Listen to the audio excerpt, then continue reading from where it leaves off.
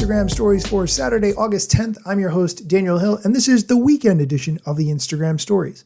Before we get into the podcast interview that I promised, the biggest news of the day is that Instagram has announced you can now share up to 20 slides in one Instagram post.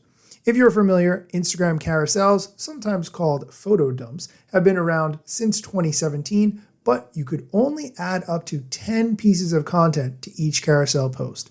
Instagram has now expanded that to 20, which is more in line with TikTok, which actually supports posts of up to 35 photos. As a reminder, Instagram carousels do have the ability to pair songs with your slides and to do collaborative carousels that allow multiple users to add their content to a group of photos. Nice to see that Instagram is expanding this from 10 to 20, although frankly, I think that's way too much for one post. At that point, you should use something like Google Photos and create an album and share that with your friends, because are you really going to swipe through 20 photos? That's a lot. Just my opinion. And one more piece of news I want to talk about has to do with TikTok. Have you ever seen a movie that you're interested in watching on TikTok? Maybe you saw a movie trailer, or you watched someone give a review of a movie that you were interested in seeing.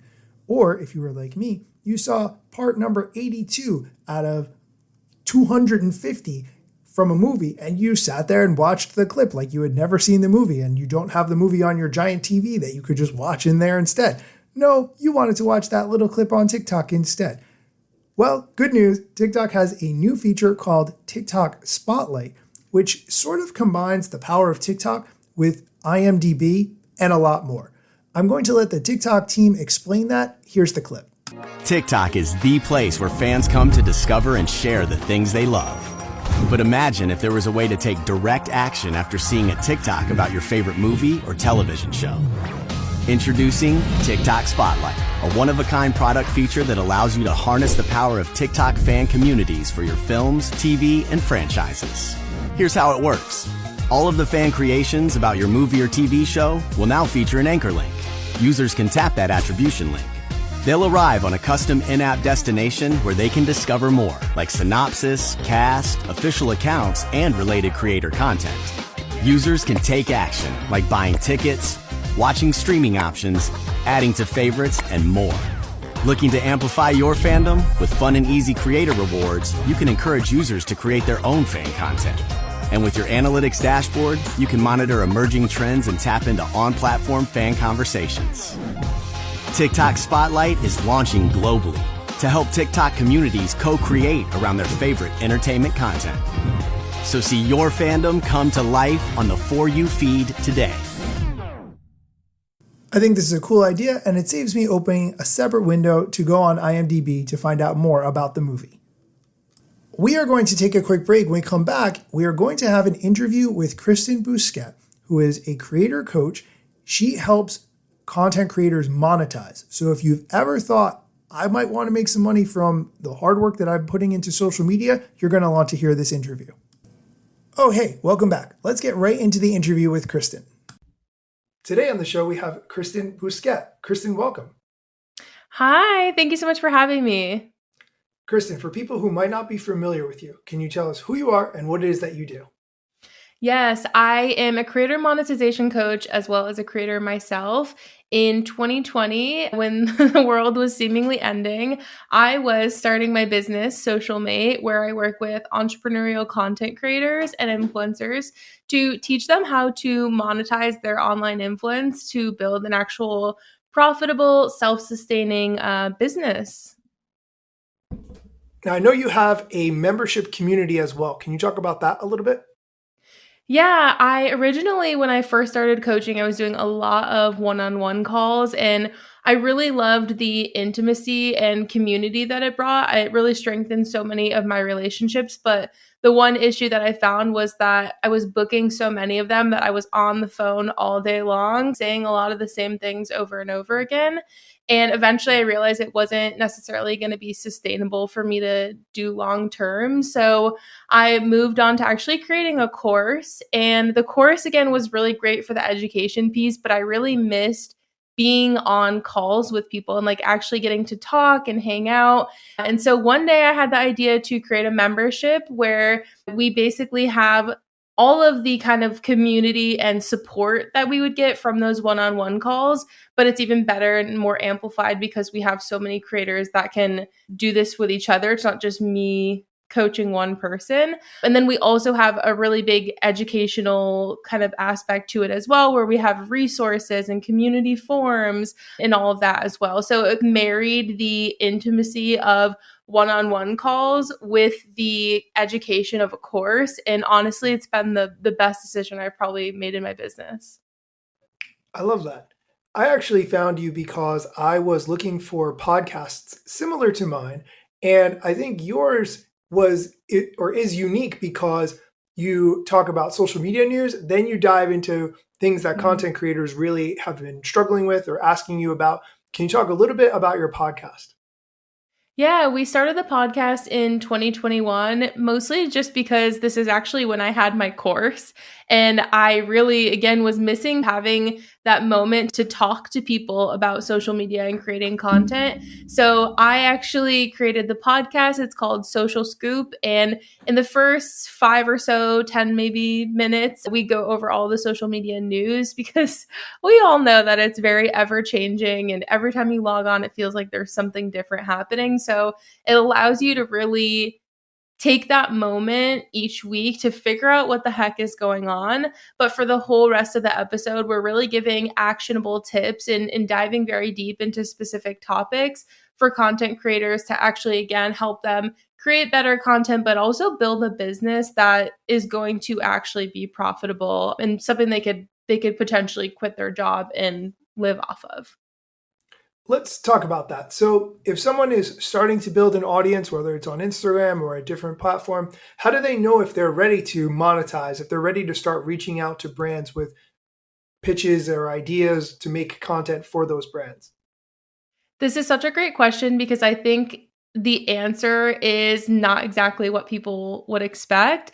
A lot of people think, okay, when I hit 10,000 followers or when I have this engagement rate or any other metric that we pay attention to as creators, they wait for a specific moment to say, okay, I'm big enough now.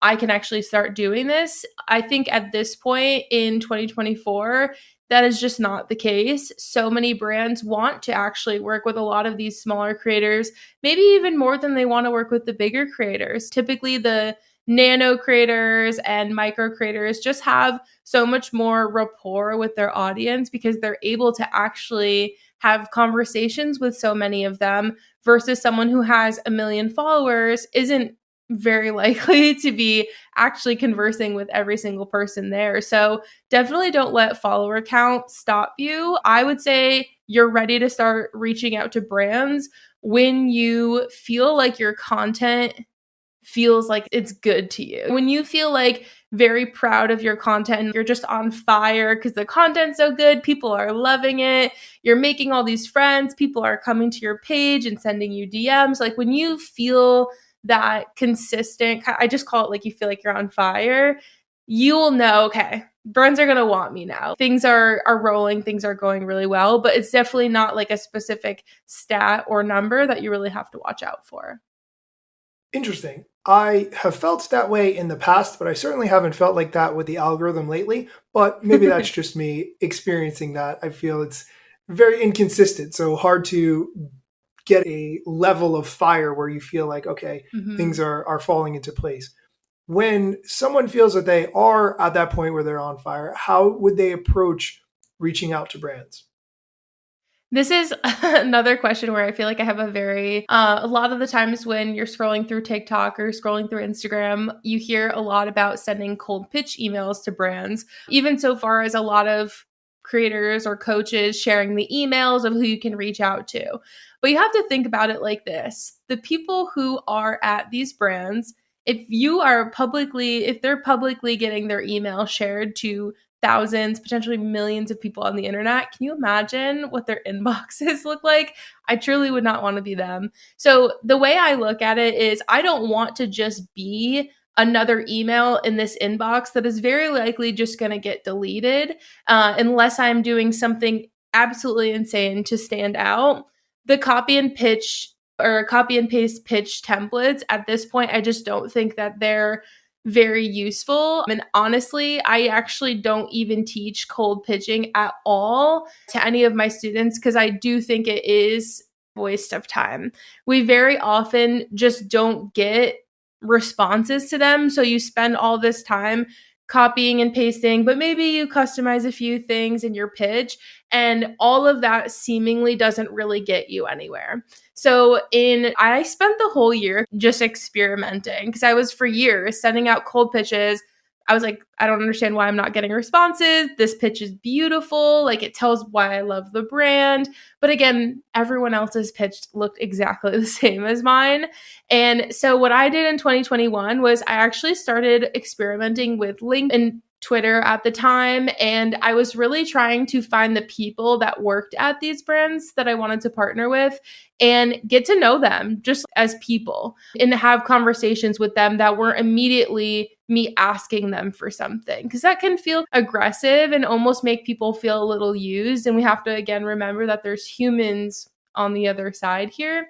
After a whole year of experimenting with that, I found that for the amount of cold pitches that I'm sending, I was getting a much lower response rate and success rate than all of the LinkedIn and Twitter messages that I was sending and these connections that I was building. So I later on in the year and in the beginning of 2022, I really solidified a framework that I now refer to as the anti-pitch method. And it's really a method that isn't necessarily the instant gratification of you send a pitch, maybe the brand says yes and you get your money and everything's great. It's more about networking and relationship building so that, again, the people on the other end, you know them, they know you. When a new partnership maybe comes up, a new campaign that they're working on, they already know that you exist and they're like, oh, let's get Daniel on this. Like, he would be perfect for this, versus you having to send out all of these cold pitch emails. So for me, it's more about relationship building, and LinkedIn has actually been a really great place for that. We are going to take a quick break. When we come back, Kristen explains exactly what her anti-pitch method is and how you can get started with it. So stick around. Good news, we are back. Continuing with the interview with Kristin Busquette, here's Kristen explaining her anti-pitch method she does in order to work with brands. Okay, so explain what you do, if you don't mind, a little bit more. So say there's a brand that you want to work with, you really like their product or their service, you've been using it for a long time, and you think, I would love to create content for this. So you look up maybe who's in the marketing department at that company, who's in charge of perhaps influencer marketing, and you send them a connection request, right? Is that how you start? Yep. Yeah. There's actually one step before that I would recommend doing just to make this process, again, feel as organic as possible for the person on the other end. What I usually like to do, I call it warming up the brand. And this is like after you've found the brands, this is almost like the second level, the second step.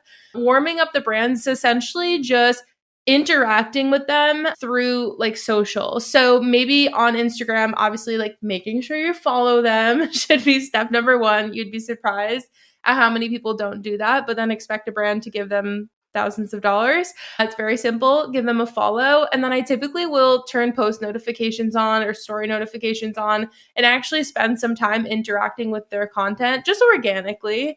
And then I also really love to, if it's not too big of an ask for me in like the way that I would do it, I really love to organically include the brand in my stories, because a lot of the times that will go straight to their DMs and they'll be able to say, oh wow, this person actually likes us enough to share us organically. They're getting absolutely nothing out of it, but now they've seen my username a couple times and they know that, again, like I'm actually interested in the brand. I'm loyal enough to the brand or interested enough that I'm willing to do like free work for this. So that's warming up the brand. Then what I would do, either like at the same time as that or a little bit after that, is I would go onto LinkedIn after I've made sure that I've optimized my whole profile.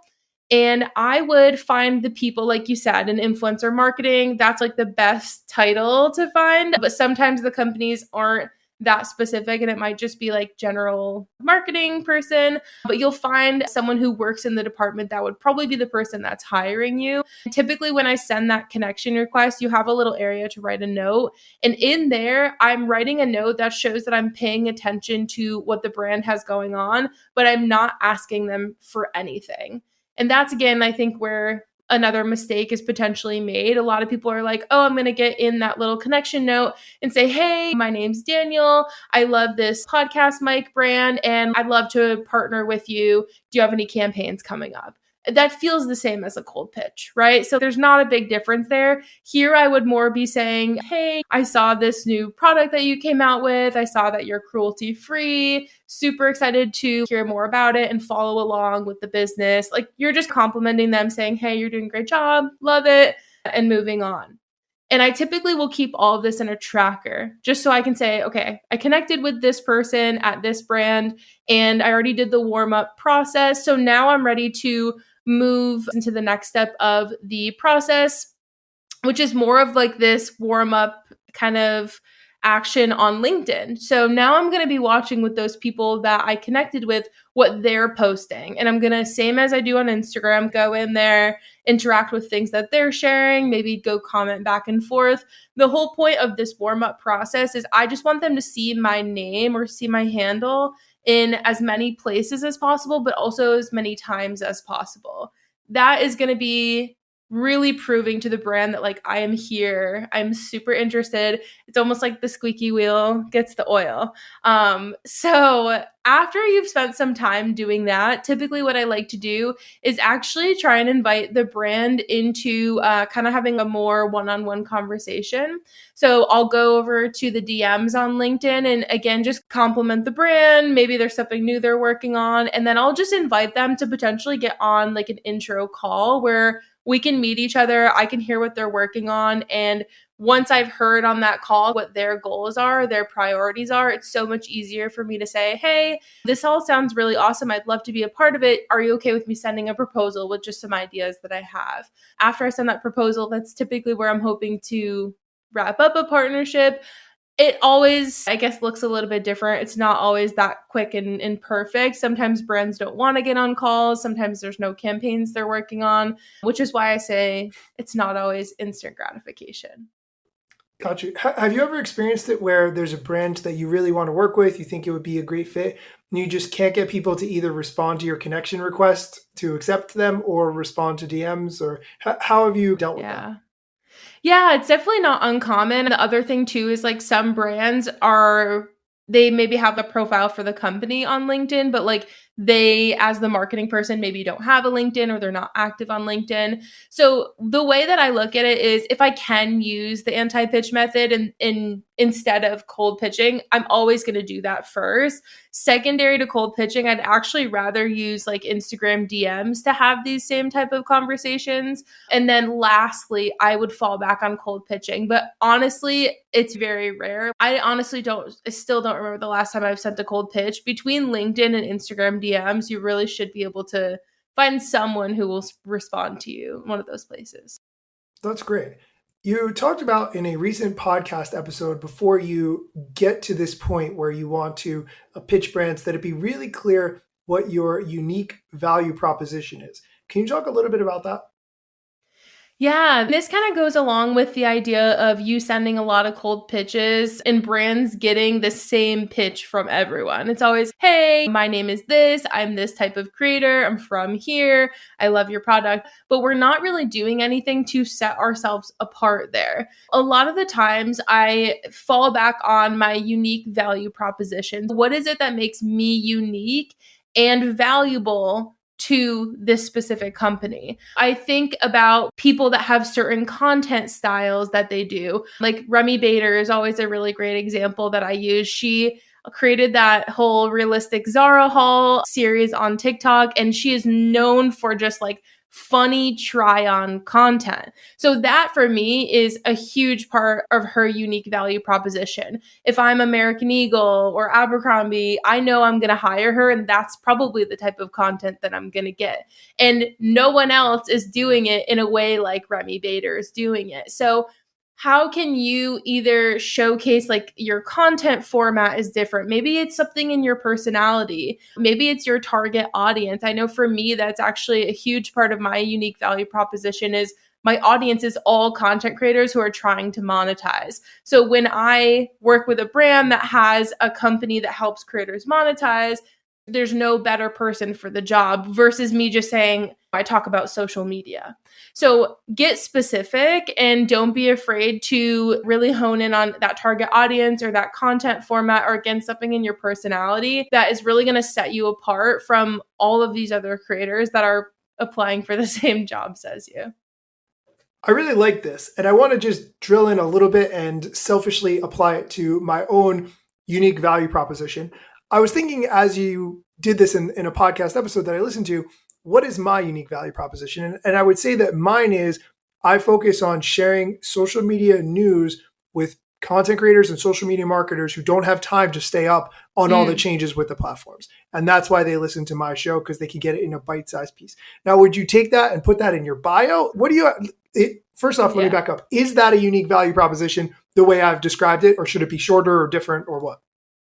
I think it's a great one, actually. I think if you were to say, oh, I help get the news to these people, great. But okay, there are a lot of other outlets that do the same thing. But I think you targeting it in a way that like you do it quick for people who don't have a lot of time, that could definitely be something that sets you apart. So I think that actually looks great. And where I would put it, honestly, it would become like my whole personality.